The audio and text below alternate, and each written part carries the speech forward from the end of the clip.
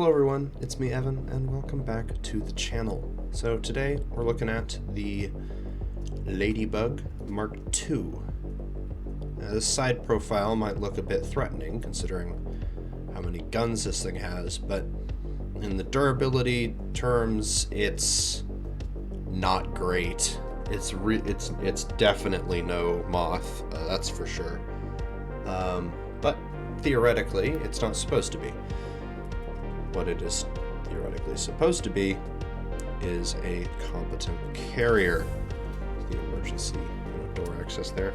So you can see inside of here we got a fairly decent hangar bay, as well as this rack up here. This will be ideally a rack for little tiny ships, like drones, but I need to actually develop some good drones for it.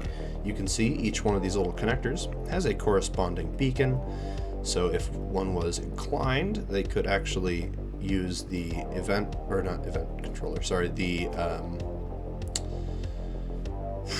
the flight recorder thing for an AI. I haven't really messed with it much, but I've set it up with intending to mess with it in the future.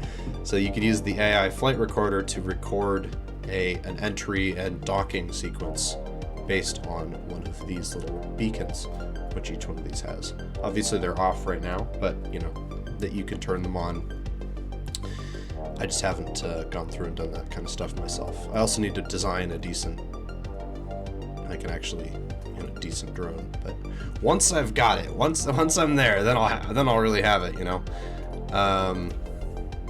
Yeah, the ship overall, pretty straight. Not a whole lot of things going on with it in terms of exterior detail. We do have pretty big side thruster banks, but not a lot of upwards or downwards thrust, which is not exactly great. In fact, there's a chronic lack of downwards thrust. We've got a lot of forward thrust though, 5 big old thrusters. Not as fast, unfortunately, as something like the Moth, even though the Moth has less engines, because this thing is a big mamma jamma. She is very heavy and quite difficult to move. A little bit of a monumental effort. Yeah, so let's take a look at the interior, because the interior on this ship is really, I like it. I quite like it. So if obviously the hangar pressurizes here, we've got a little Willis duct that goes through here all the way into the inside of the ship. And of course you could also access through the main airlock here, which has a auto decompress, I think, if the tanks weren't full already. Lamau. A lot of ladders in this ship. Yeah, we get up here, you can see we've got a little armory,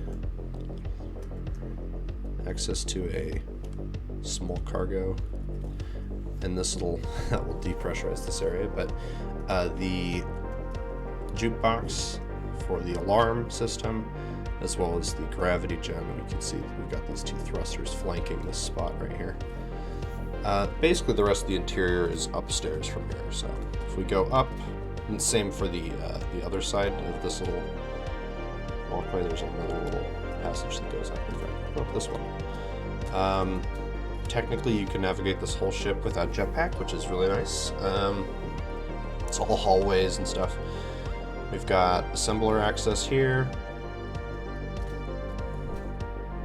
That goes to the bridge. We've got the medical bay here, complete with a full medical room and 2 of those. Little armory. And the common area, kind of interrupted by a jump drive, but that's fine. It's still all pressurized and nice. Little bar, little kitchen, desks, other armory. If we go down here, you can see we've got bunk rooms. So we've got 2 beds, bathroom, shower, 2 beds, bathroom, shower. So crew quarters, and of course another armory. And obviously if you respawn, you want to be able to get to the bridge quickly if you've been, you know, killed in during combat. So you respawn here, and then your path to the bridge is very swift. And now you're on the bridge, which is, I think, the coolest looking room on the ship. There's 3 different ways to get in here. Either that way, which brings you right here to the captain's station, or one of these 2 doors, which lead to either the right or left side of the ship. This one going straight to the crew quarters, so you can go right from your bunk room, ladder, and you're on the bridge. So bridge access was a nice thing to have on this design, and I think the bridge looks pretty good too, so I'm very happy with it. You can see we've got a horizon for both the captain and the helmsman.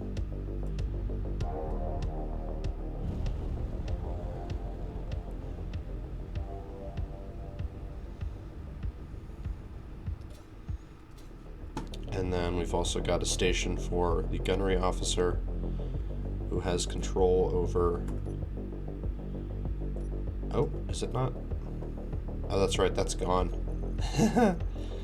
Forgot about that. It used to have a camera on the roof, but I ended up removing it because it wasn't very good. And then this is just systems operation. Not a lot for each station, but it's kind of cool if you wanted to do like some multi-crew stuff. You don't have to just solo this thing. You can kind of divvy up the tasks.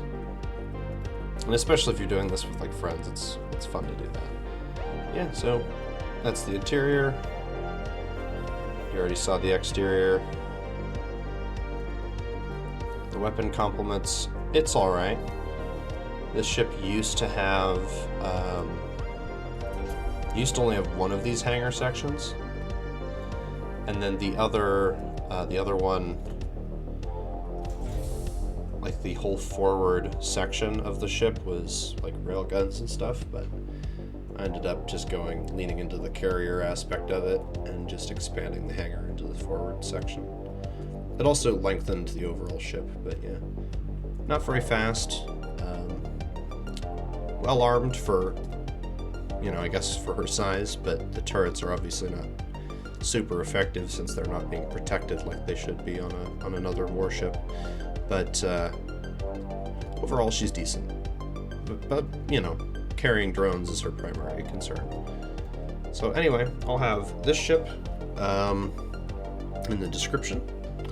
She'll be out on the workshop. And stay tuned. Next time, we're going to be looking at the Grasshopper Mark II, which is the destroyer of my fleet. So stay tuned for that, and I'll see you guys later. Ta-ta.